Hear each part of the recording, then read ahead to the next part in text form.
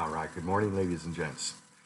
So, as you guys all know, the economy has tanked over the last couple of months. I really feel sorry for the college graduates that are graduating right now. They're walking out into a horrible employment market. You guys, on the other hand, are actually in good shape. I know you can't see it yet, but generally these recoveries take a couple of years.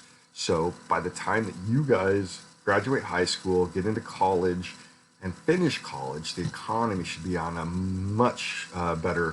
be in a much better position. So I actually think you guys are in pretty good shape. All right, so to the task at hand today. You've now applied for your FAFSA, right? You've sent in the form to the government, and in the mail one day comes this student aid report. And it's going to give you all kinds of information. So if I scroll down, you can see lots and lots and lots and lots of information.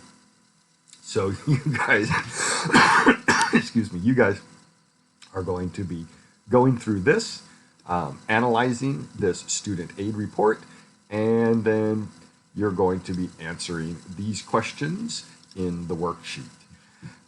There's a guide that helps you to understand the STARS report. So if we click on that, you can see it's going to break down what you expect, what to look for, what all these different things mean.